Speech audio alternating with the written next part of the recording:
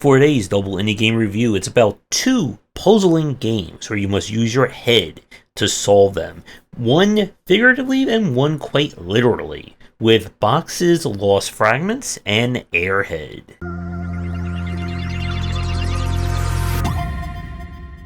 Box's Lost Fragments is similar in structure of the Room series, in that you are trapped in, well, kind of like an escape room, puzzle room kind of situation. You must use whatever and any objects, widgets, MacGuffins, and so on that you find in the room in order to solve the puzzle, get your reward, and then move on to the next. Now, please note the footage you're seeing is taken from kind of the first chapter of the game and is essentially going to be spoiling the opening puzzles. So I'm not going to be including anything later on in this review. In terms of our gameplay, again, it follows this kind of first-person puzzle solving. If you get stuck at any time, you are free to activate clues that can either point you in the right direction or just solve a puzzle that's too annoying for you. The puzzles themselves all kind of go in a variety of different kinds. There are those about matching patterns, those about trying to get a correct symbol order based on like moving one or two things around, and so on and so forth. If you're hoping for a reinvention of this kind of like puzzle room design, Box's Lost Fragments is not going to do that for you. It again follows that very similar MO. If you enjoyed the Room series and you need a new one to kind of get your puzzle room fix while you wait for whatever comes next from them, then I would at least give this one a play. If you're not a fan of puzzles and this kind of design, then there's nothing here that I think is going to really change your mind or do anything else with it. But I enjoy these ones. I like kind of like the variety of how these puzzles unfold and interlock with each other. And there's of course kind of like the whole meta narrative that this will all probably lead to like the destruction of the world or some other strange circumstance. So if you enjoy your puzzling in a very constrained area, then definitely check this one out. And now we switch over to Airhead, a Metroidvania kind of action puzzle game. We play as a body, quite literally just a body, that one day finds a kind of floating but leaking head in this strange world, and they decide to try and do something with it. And thus begins their adventure in this strange land that it kind of reminds you of like a kinder version of the weird body horror of Grime. In this one, the puzzle solving works like this. Your head is constantly leaking air, measured by the kind of bubble in the bottom right. If it runs out of health, you die or you must restart.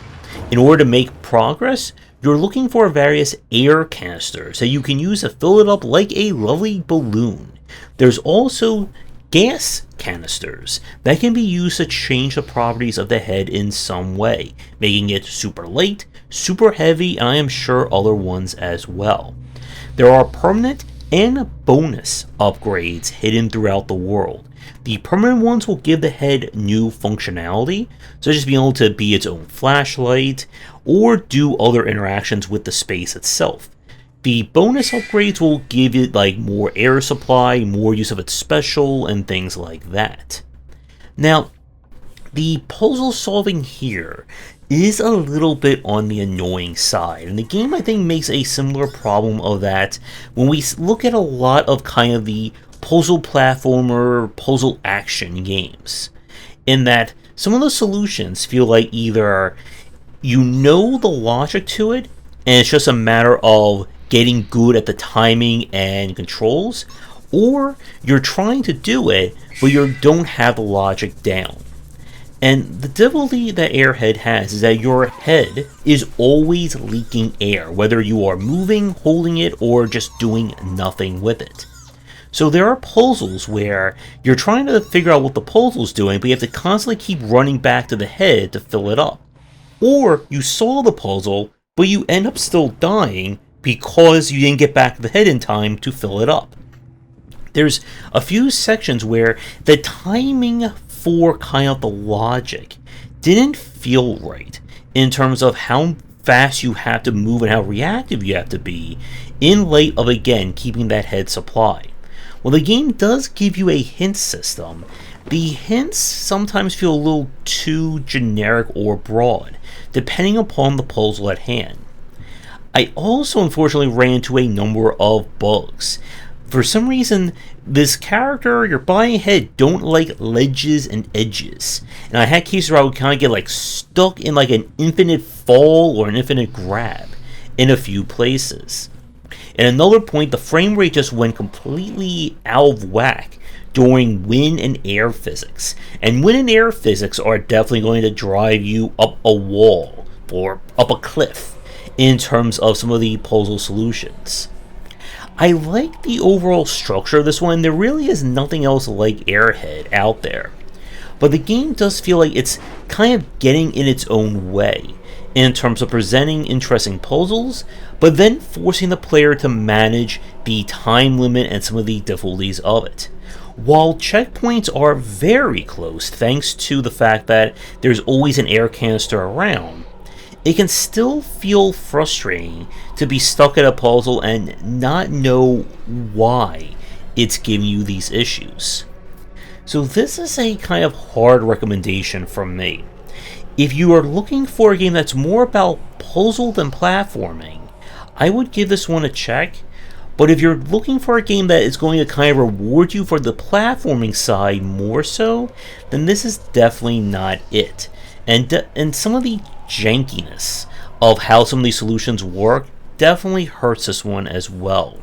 There were a few situations where I wasn't sure if I soft-locked myself out of a puzzle or I had to do things in a very unorthodox or janky way. And I think, again, that some better onboarding and maybe some better hint systems could go a longer way towards making this a head-scratching adventure, less head-popping. But with that, we're going to wrap up this double review here. Both games were played with press keys provided by the developer. So if you let me look at your games for a future stream and video, they don't have to be body part focused, then please reach out.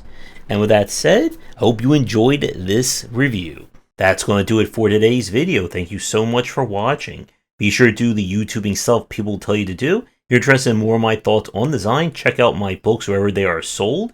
Visit our Discord and Patreon, and come back for daily discussions on game design here, and on game wisdom, where you some of the art and science of games.